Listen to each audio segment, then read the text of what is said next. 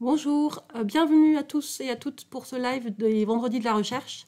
Donc aujourd'hui, je reçois Sarah Levigourou, qui est enseignante-chercheuse. Alors Sarah, qui êtes-vous et que faites-vous? Alors moi, je suis maître de conférence habilitée à diriger des recherches en psychologie clinique du développement et psychologie différentielle. Et qu'est-ce que ça veut dire? Qu'est-ce que ça veut dire? Du coup, c'est vraiment cette idée que la psychologie, normalement, elle a des disciplines et c'est vrai qu'on a plutôt tendance à s'orienter vers une des disciplines. Ça n'a pas du tout été mon choix. Après, moi, du coup, de formation, j'ai fait un master en psychologie clinique du développement qui m'a permis de devenir psychologue auprès d'enfants et d'adolescents. Et à l'issue du master, j'ai poursuivi par une thèse en psychologie différentielle.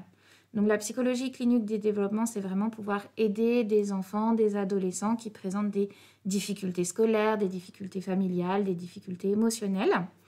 Donc vraiment pouvoir comprendre leur fonctionnement et les aider. Et l'aspect psychologie différentielle, c'est l'étude des différences entre les individus et au sein d'un même individu. Et ça m'intéresse particulièrement parce que je considère vraiment, et c'est tout à fait cohérent avec ma formation antérieure, qu'en fait, on évolue. On reste jamais identique, c'est vraiment quelque chose de dynamique, les humains. Et du coup, c'est intéressant de se dire qu'on peut changer et comment est-ce que deux individus différents vont changer de manière différente. Donc c'est à la fois de la psychologie clinique et de la psychologie du développement. Oui, c'est ça. Mais dans un domaine particulier, alors, au niveau de la recherche, oui. Du coup, je vais être dans un domaine particulier parce que moi, je vais m'intéresser énormément à la régulation émotionnelle, à comment nos émotions vont fluctuer au cours du temps. Au cours de la journée, au cours des années, et comment ces différences vont être observées en fonction des individus. Par exemple, vous et moi, on ne ressent pas exactement la même chose. Dans 2 heures, on ne ressentira pas encore tout à fait pareil. Et dans 10 ans, comment ça aura évolué. D'accord. Et donc ça, vous l'étudiez, quelle méthode concrètement vous utilisez pour étudier ça? Alors, pour pouvoir étudier, donc c'est ce qu'on appelle la dynamique affective. On a besoin de recueil de données un peu particulier, ce qu'on appelle des recueils par sondage quotidien, du longitudinal intensif, parce qu'on va poser plusieurs fois les mêmes questions aux gens. Par exemple, moi j'utilise beaucoup des protocoles où on utilise 5 mesures par jour pendant 14 jours. Donc, alors c'est pour ça que j'ai amené mon téléphone portable. C'est parce que ça, c'est un outil très très important. Alors, c'est pas tant le mien que j'utilise que celui des gens qui répondent à mes questions.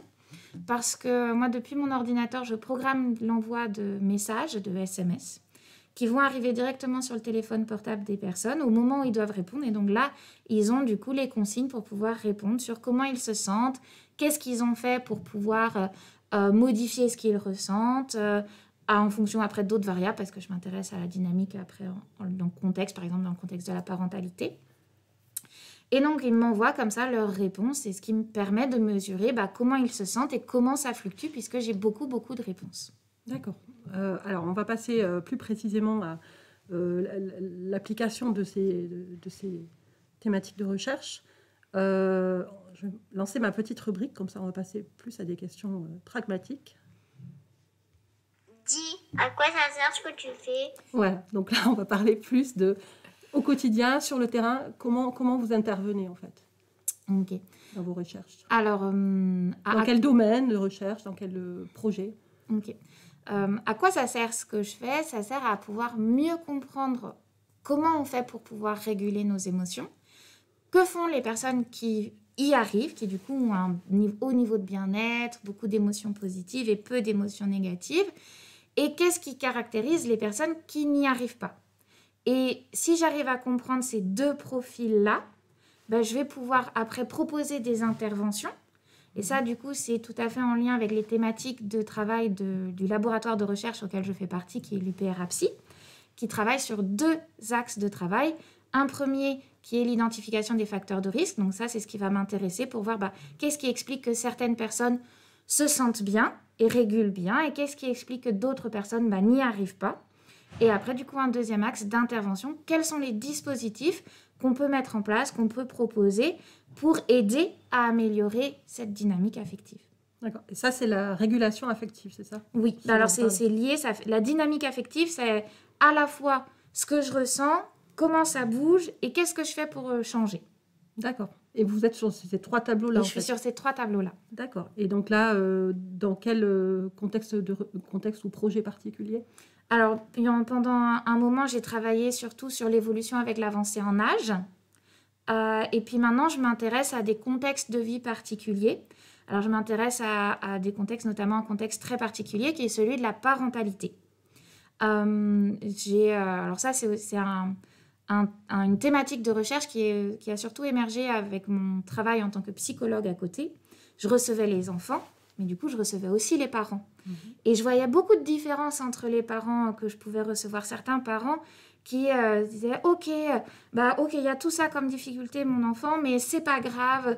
Dites-moi ce qu'il faut faire, on y va, c'est bon. » Et d'autres parents, ils étaient dépassés, savaient plus quoi faire, comprenaient pas bien, ils se disaient épuisés. Et là, c'est arrivé concomitant avec une proposition d'autres collègues en Belgique de venir travailler sur le burn-out parental. Et donc, actuellement, j'ai un projet de recherche qui cherche à évaluer les différences dans la dynamique affective des parents en fonction de leur niveau d'épuisement. Est-ce qu'ils sont en burn-out ou est-ce qu'ils ne le sont pas? Alors, qu'est-ce que c'est le burn-out parental? Alors, le burn-out parental, c'est un syndrome, c'est un tableau clinique qui se situe un peu sur le continuum entre stress et dépression, qui va caractériser des parents qui ont vraiment tout donné. Ils ont voulu faire de leur mieux, et ils ont donné beaucoup d'énergie, ils ont beaucoup consumé leurs ressources pour toujours essayer d'atteindre un idéal qui finalement était inatteignable. Et à force de vouloir faire trop, ils vont s'épuiser. Et donc, ce burn-out parental va s'exprimer par une dimension d'épuisement émotionnel et physique. Ils sont fatigués, ils n'ont pas d'énergie le matin à l'idée de se lever pour être avec leurs enfants. Ils n'ont plus de plaisir à être avec leurs enfants. Du coup, ils vont mettre en place un peu une distance émotionnelle envers leurs enfants, c'est-à-dire que faire à manger, l'hygiène, le bain, les devoirs, on va continuer à faire parce qu'on se dit qu'on n'a pas le choix, il faut continuer. Mais du coup, les moments plus affectifs, plus émotionnels, les câlins, lire une histoire, ceux-là, les parents vont arrêter d'avoir ces comportements-là. Et enfin, ça se traduit par un sentiment que le parent ne se reconnaît plus. Il me dit, mais je ne comprends pas, avant, j'étais quand même vachement investie, je faisais les choses bien, je passais du temps avec mon enfant et aujourd'hui, j'y arrive plus. Voilà, c'est ça le burn-out parental. Et ça concerne beaucoup de parents? Ça concerne, alors en fonction des études, on est entre 6 et 11% des parents en France. D'accord. Et quand ces personnes sont en état de burn-out parental, est-ce que ça dure longtemps? Est-ce que c'est quelque chose qui dure longtemps Alors, on a encore assez peu d'études longitudinales pour voir dans le temps comment ça se maintient. Mais moi, j'en ai fait une sur une durée de 13 mois. Et effectivement, ce qui apparaît, c'est qu'une fois qu'on tombe en burn-out, c'est très, très difficile de pouvoir en sortir. D'accord, même en consultant? Alors non, heureusement, en consultant, il y en a des interventions qui ont fait les preuves, qui ont été validées là il y a très peu de temps. Mais sans aide, c'est pas quelque chose qui est juste passager.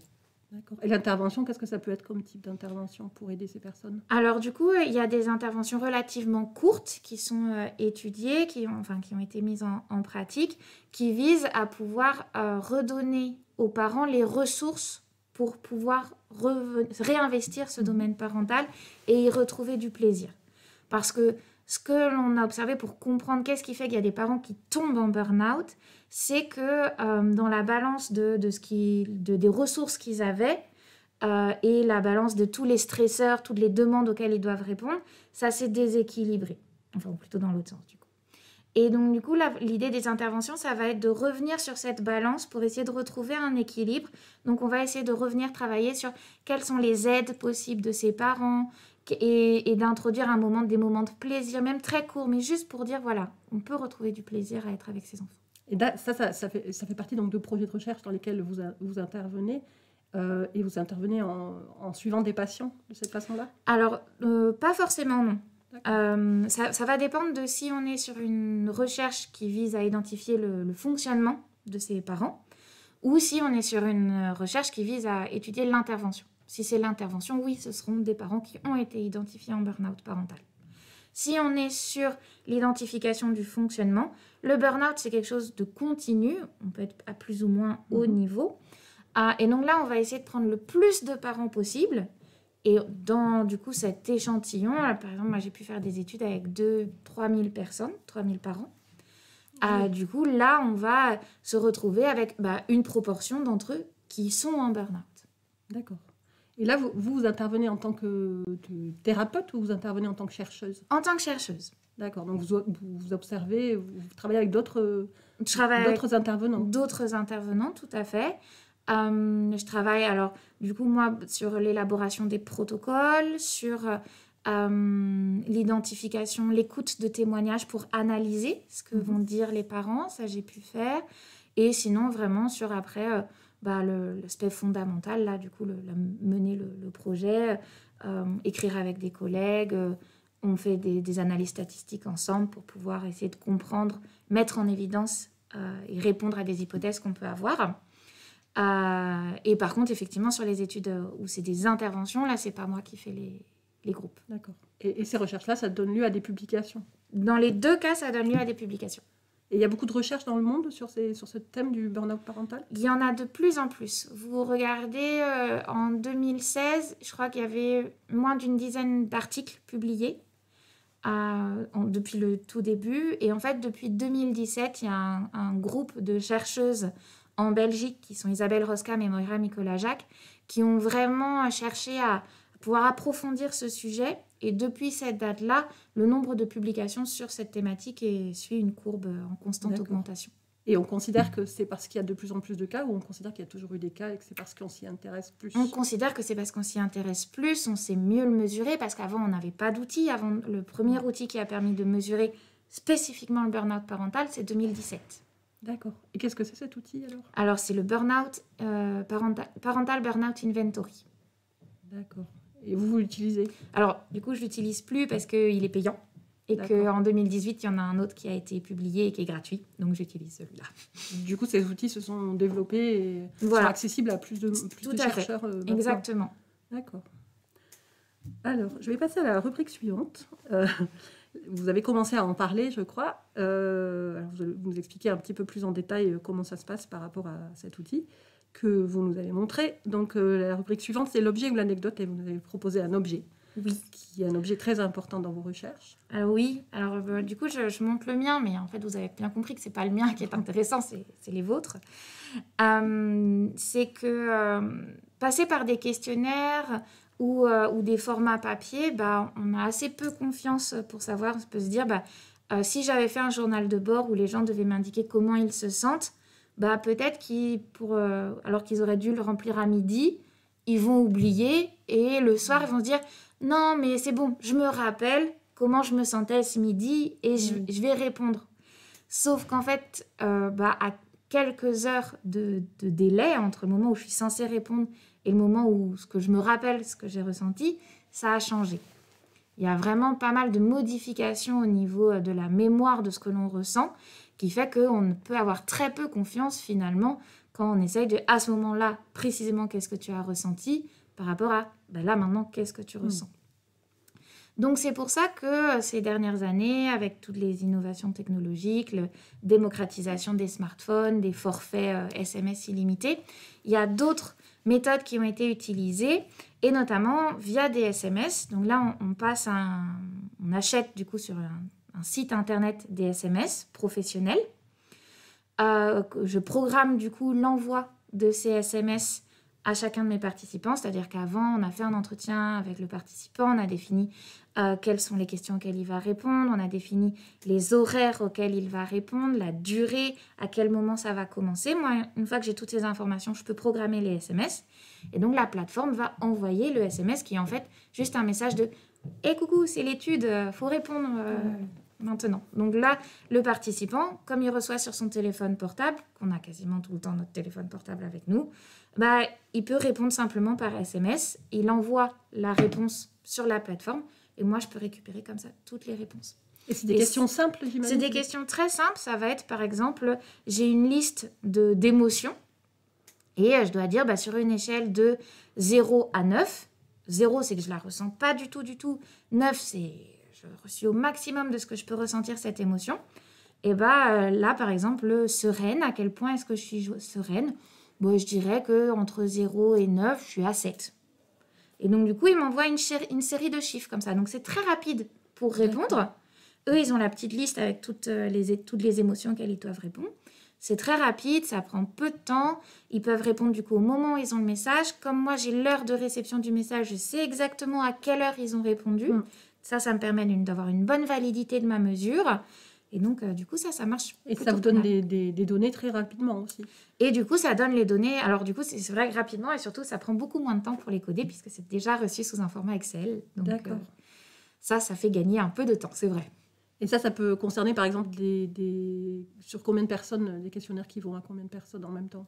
Là, actuellement, parce que actuellement, j'ai deux étudiantes en Master 2 qui font leur étude avec ce type de protocole, qui s'intéressent du coup sur...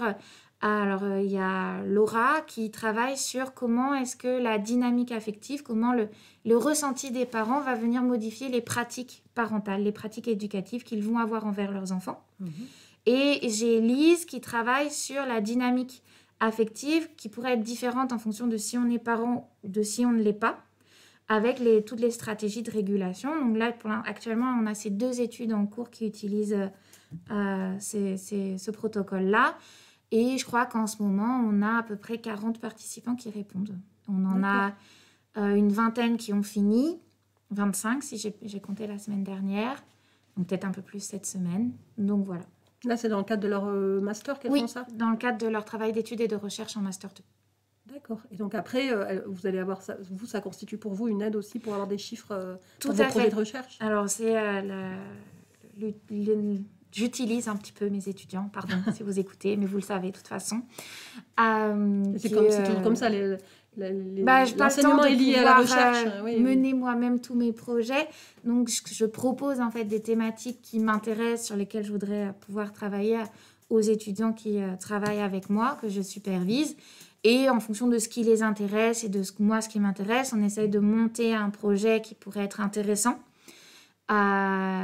Et donc voilà, et donc c'est vrai que de plus en plus quand même, je réalise mes études grâce aux travaux d'études et de recherche des étudiants, ce qui me permet de mener des études pilotes pour après pouvoir approfondir. Voilà. Et dans ce cas-là, concrètement, alors plus spécifiquement, qu'est-ce que ça va vous apporter d'avoir ces données-là? Du coup, ça va dépendre. Parce que, par exemple, si je prends les premières données, alors c'est juste sur ce que j'ai observé en recueillant les SMS reçus, parce qu'on n'a pas du tout commencé les analyses. Mais ça pose un peu la question de savoir est-ce que le protocole il est bien monté, parce qu'il y a certains participants qui, sur les pratiques éducatives qu'ils ont eues envers leurs enfants, à chaque fois, ils mettent 0. Ils n'en ont pas eu. Et ça, il y a quand même une bonne partie de participants qui ont toujours ces scores 0, là. Donc, ça pose un peu question. Est-ce que j'ai posé les bonnes questions? Du coup, est-ce qu'il faudrait réfléchir à changer le protocole pour essayer d'avoir quelque chose de plus fin? Donc là, vraiment, voilà, en termes d'études pilotes sur la faisabilité, la pertinence, ça peut me permettre ça. C'est l'illustration dans recherche, pas de résultat est un résultat. Ah, c'est ça. Une absence de résultat est un très bon résultat. Tous les vendredis, à peu près une fois, il y a ce sujet-là qui revient avec tous les chercheurs et chercheuses. C'est que pas de résultat est un résultat, finalement. Exactement. Ouais. Donc, c'est qu'il faut comprendre pourquoi ça, on n'a pas ce qui était attendu. Donc ça, c'est intéressant de se poser des questions. Moi, j'aime bien. Même s'il y a toujours la première frustration de dire « Oh non, ça n'a pas marché oui, !» Alors que je t'ai persuadée que ça allait marcher. Donc voilà, donc ça peut poser ce genre de questions-là. Après, si je vois que non, les résultats sont les premiers résultats, parce que du coup, on a un échantillon qui n'est pas non plus très important, je me dis soit je vais continuer moi en essayant de continuer le recueil de données de mon côté en dehors des travaux de mémoire des étudiants, soit si je vois que ça marche mais malheureusement j'ai pas le temps, l'année suivante j'essaierai de reproposer cette thématique pour qu'un autre étudiant puisse continuer le recueil. D'accord, je comprends. Très bien, alors on va passer à la question suivante. Alors c'est la rubrique des questions gênantes. Ah oui. Qui sont pas très très gênantes, non, ça qui peuvent être amusantes. Okay. Alors vous avez le joker si jamais vous voulez pas répondre, le petit dé à lancer. Et après, vous piochez le nombre de questions dans la casquette. Alors, comme je sais que Louise regarde, est-ce que je vais réussir à faire un 6 comme toi? 5. C'est pas mal. C'est pas mal quand même, 5. C'est pas mal quand même, 5. Allez-y, allez, piochez. Alors, Si tu devais revenir sur un moment de ta carrière pour le modifier, lequel ce serait? Elle revient souvent, cette question-là. Elles sont pas bien rangées, alors, les questions. Si, pourtant, j'ai mélangé, j'en ai ajouté d'autres ce matin. Donc, sincèrement, je sais pas. Je suis très, très fière du parcours que j'ai pu réaliser. Alors, pas de réponse est une réponse aussi. Hein. Ouais, ça marche sur ça marche aussi, oui. Donc, okay. Vous pouvez nous dire pourquoi vous n'avez pas de réponse aussi. Non, mais j'ai beaucoup travaillé, mais je suis très contente de là où ça m'a permis d'arriver. Et sincèrement, je pense que ce serait à refaire. Je referais pareil. En démarrant vos études de psychologie, vous saviez que vous seriez...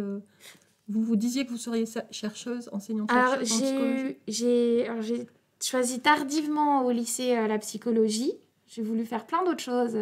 J'ai voulu être prof d'art plastique, j'ai voulu être styliste, j'ai voulu être chef cuisinière, j'ai voulu être plein de choses qui n'avaient rien à voir avec la psychologie. Et finalement, j'ai choisi la psychologie parce que mes amis n'arrêtaient pas de me dire « Pourquoi tu ne fais pas psycho ?» Et donc, je me suis renseignée sur c'était quoi la psychologie et je me suis dit « Ah oui, non, en fait, ça m'intéresse beaucoup. » Donc, après le bac, je me suis inscrite en psychologie avec l'idée de devenir psychologue. Et quand je me suis inscrite en licence 2, je me suis dit que je voulais être enseignant-chercheur et psychologue. Ah oui. Et du coup, j'ai à peu près réussi.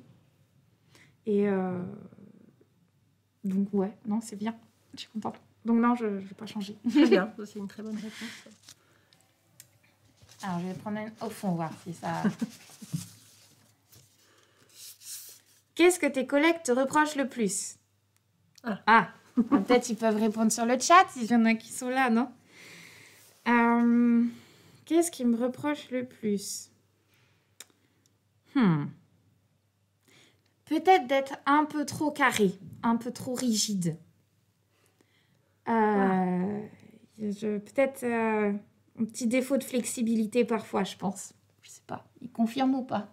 Ils confirment pas. Sur le chat, ils ne disent pas. Ils ne se prononcent pas. Ils se prononcent pas. Pas devant le public, en tout cas. Ouais, peut-être ça. Alors Yannick, j'ai pas le chat qui apparaît. Donc on a Elodie Charbonnier qui nous dit un peu, Paquito qui nous dit juste un peu. Juste un peu. C'est bien. C'est bien, c'est bien. Ça fait pas de mal. Dans quelles circonstances les plus improbables as-tu travaillé? Je dirais que c'est tout à fait actuel comme question. Parce que du coup, il y a... le deuxième étage est en travaux, donc on n'a plus de bureau. Donc, je suis... Alors, Elodie, l'autre jour, m'a appelée sans bureau fixe. Parce que dès que je trouve un endroit pour m'asseoir, je sors mon ordi, je travaille. Et donc, du coup, il y a plein de circonstances improbables au quotidien. Et donc là, c'est vrai quand même, c'est beaucoup moins grave que ce que ça a l'air, mais on a une petite salle. Mais du coup, c'est vrai que on n'est pas beaucoup de place. Et encore, je pense que je suis une de celles qui prend le plus de place. Avec du coup, tout le monde a travaillé ensemble, vraiment dans dynamique open space. Et ça, mon défaut de flexibilité, il a un petit peu de mal. D'accord, je comprends. Donc, il y a beaucoup de mouvements, de va-et-vient. Ça fait de va-et-vient. Alors, c'est très convivial, du coup, pour discuter, pour échanger des idées, c'est très bien. Mais il y a des moments où, non, en fait, j'ai besoin de rester concentrée. Alors, heureusement, j'ai des écouteurs neutraliseurs de bruit. Et donc, je les mets pour essayer vraiment de pouvoir me concentrer. Mais... c'est quand même un peu particulier. Puis du coup aussi, quand on doit recevoir des étudiants, la confidentialité, c'est pas évident. Ouais. Je veux pas faire déranger tout le monde. L'étudiant, c'est pas forcément évident qu'il parle alors qu'il y a tous les collègues autour. Donc on essaye de réserver une salle. Enfin bref, ça demande de la flexibilité. C'est pas mon domaine de prédilection. Très bien. Alors suivant. Il m'en reste 2. Oui. Pourrais-tu nous donner une information te concernant qui n'apparaît pas dans ton CV? Ça, c'est une des nouvelles questions. Ah oui. Qu'on a ajoutées ce matin. Mais je l'ai vu dans une interview de chercheuse. C'est là que je l'ai trouvée. Ok, il y avait une inspiration. Donc, oui, voilà. Une information qui n'apparaît pas dans mon CV. Je suis très nulle en anglais. Je ne l'ai pas mis dans mon CV. autant j'arrive à lire en anglais, j'arrive un peu à écrire en anglais, mais alors me demandez pas de parler en anglais. Et ça, effectivement, je ne l'ai pas mis dans mon CV. Ah, mais la question marche très bien, parce que dans l'interview que j'avais vue aussi, c'était comme ça, ça fonctionne très bien. Merci pour la réponse honnête. Parce qu'il y a le joker quand même. Hein. Ah oui, non, mais c'est beau. Aurélie Goncalves nous dit que dans ton CV, il manque un hobby, faire des to-do list. Ah, C'est vrai, j'aime bien ça. J'ai un petit cahier, d'ailleurs, un petit cahier Unime cahier qu'on m'avait donné sur les goodies quand j'avais été recrutée, où du coup, chaque mois, je mets le nom du mois, je fais des petits ronds en gris et j'écris la tâche qu'il faut faire. Et quand je la fais, je coche. J'aime bien faire ça. ouais. Alors, une dernière question. Dernière question. Peux-tu nous raconter un fail, un échec inattendu? Alors, c'est pas en lien avec la recherche, c'est en lien avec l'enseignement. Oui, Ça c'est marche, intéressant aussi. Ça nous intéresse aussi. Je suis très mauvaise. Enfin, non, je ne vais pas le dire comme ça parce que je ne le pense pas vraiment comme ça. Mais en tout cas, j'ai l'impression que les étudiants, mes examens, ça passe pas bien. À chaque fois, donc à chaque fin de semestre, on fait les évaluations des enseignements, hein, pas enseignants, par les étudiants. Et sur les premières questions de est-ce que les objectifs sont présentés, est-ce que le cours est présenté de manière intelligible et structurée, est-ce que les CM et les TD sont bien cohérents. Toutes ces questions-là, généralement, les étudiants évaluent mes enseignements plutôt positivement. Et dès qu'arrive la question examen, toujours très mal évalué. Mes examens sont très mal perçus par les étudiants.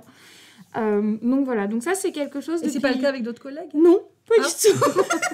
Bon, les examens c'est toujours un peu plus. Oui, c'est ce que grave, je me disais. mais là du coup le contraste est vraiment très fort. Ah, oui. Et du coup ça c'est depuis 2-3 ans, j'essaye vraiment de réfléchir à comment construire et amener les examens tout au long du semestre pour que ce ne soit pas vécu comme ça par les étudiants et qu'en même temps, ça évalue bien ce que je veux évaluer chez les étudiants pour voir s'ils ont bien compris ce que je leur enseigne.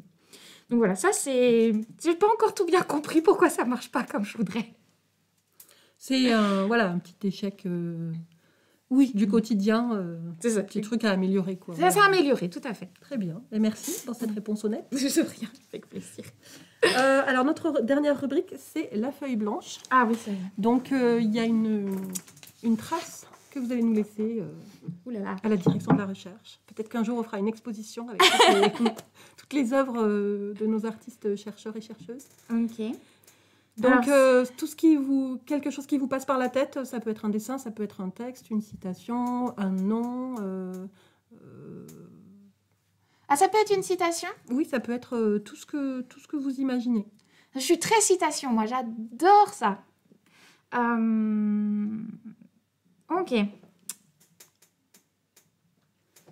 Voilà, je vous laisse dessiner. Et donc, nous, on se retrouvera vendredi prochain pour les vendredis de la recherche. Et vendredi prochain, nous recevrons Benoît Rouag, le président de l'Université de Nîmes, pour un entretien avec un chercheur et avec un président.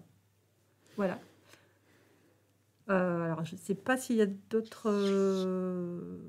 Cette semaine, il y a une émission. Il y a Fabula Juris et Le Roi de l'Histoire. Voilà, merci. Yannick me fait des signes. Donc, il y a bien Fabula Juris lundi et Le Roi de l'Histoire mardi soir. Normalement, oui. Voilà. Donc, on a un gentil message de Paquito et Banky Ping qui disent tous les deux. Alors, Paquito qui dit moi j'aime bien vos examens, madame. Ah Banky Ping qui dit moi j'aime bien vos cours. Ah, c'est gentil, je vous remercie. c'est bien qu'il y ait des étudiants qui regardent et qui rétablissent la vérité. Ça, c'est les bons étudiants. Peut-être qu'ils n'ont pas encore eu les notes. Ah, mais ça dépend en quelle année ils sont, parce qu'effectivement, les deuxièmes années, vous les avez pas encore eues. On a bien programmé l'émission avant qu'il y ait les résultats. C'est ça, Ouais. les résultats arrivent lundi. Après qu'ils le sachent, on n'a pas l'identité derrière les pseudos. Hein. Eh Donc, oui. des messages gentils comme ça sert à rien pour la note. Hein. C'est vrai. Non, c'est juste pour moi. Je vous remercie. Non, c'est bien. Alors, on va voir le... Élodie Charbonnier qui rajoute c'est un poisson d'avril. Merci, Hello. Sympa. C'est important la solidarité. Alors, J'ai presque fini. on Alors, est c'est pas presque- du tout de moi, hein, je précise. Hein, C'est très, je plagie complètement. En tout cas, c'est très travaillé. C'est très pour quelque chose de furtif qui arrive en un instant. C'est quand même très construit, je trouve. Ah là, j'ai fini. Alors, c'est là qu'il faut que je montre. Oui. Ok. C'est extrait d'un livre, enfin, c'est l'idée, hein, parce que dans le livre, c'est quand même beaucoup mieux fait, qui s'appelle L'enfant, la taupe, le renard et le cheval. Et si vous voulez un petit peu de bienveillance, de choses qui font bien au cœur, je vous recommande très fortement de le lire. Je l'ai fait commander par la BU. Je sais pas si, je pense qu'ils l'ont pas encore reçu, mais ça ne saurait tarder. Et donc là, on a le garçon et la taupe. On reconnaît très très bien une taupe, hein, Oui, tout à fait, magnifique. Oui. Qui voit un cygne. Et donc le petit garçon dit que quand même le cygne, il est très majestueux, ça a l'air vraiment facile. Et du coup, la taupe lui répond que ouais, mais ça pédale beaucoup là-dessous. Et du coup, je pense qu'il faut faire attention à ça, de se dire à quel point on se fait une représentation de ce que les autres, c'est facile pour eux, et qu'en fait, derrière, ça bosse beaucoup. D'accord. Voilà. Bien, merci beaucoup. Julie Deninotti nous dit c'est un poème sur ces doctorantes qui sont belles et talentueuses. Et tout Bravo. Staffé qui demande Sarah, peux-tu mettre à jour ton CV AL Il y a des messages qui sont passés, je me permets. Ouais. de Oui, prendre oui, ça. non, mais pense c'est parce que- que hier, j'ai fait le point avec les membres du labo pour leur dire qu'il fallait qu'ils mettent à jour leur CVAL en avouant que j'avais pas encore mis à jour le mien. Et donc, mais très bien. Moi, je pensais qu'elle voulait que vous rajoutiez dans votre CV la petite question, Ah la petite oui. réponse que vous nous avez donnée sur Je suis l'anglais. nulle en anglais. Oui, c'est pas une bonne idée. Non, je suis pas sûre. On a Banky Ping qui dit génial ce livre d'ailleurs, merci pour la reco, madame Vigourou. Ah oui, c'est parce que quand je l'ai lu, j'en ai beaucoup parlé à mes D'accord. étudiants. Ok, Aurélie Goncalves, tu es le cygne ou la taupe Ah. Je croyais que c'était un pingouin. Oui, c'est vrai que ça reste. C'est vrai, oui, un manchot, un manchot. Attends, on va lui faire une petite patte. Non, ça ressemble aussi à un pingouin. Paquito qui dit joli top et Elodie Charbonnier qui ajoute les CVAL pas à jour, c'est un scandale. Je ne peux que rejoindre. Hein, Oui, alors du coup, tu vas mettre le tien aussi à jour, Elodie. Bon, c'est bon, les messages sont passés. Et ben, merci beaucoup, Sarah, pour votre Je vous en prie. participation à cette émission. On a Avec appris plaisir. beaucoup de choses. Bon, bah, tant mieux. Merci. Je vous souhaite une bonne après-midi et je vous dis à vendredi prochain pour l'entretien avec un chercheur. Au revoir. Au revoir.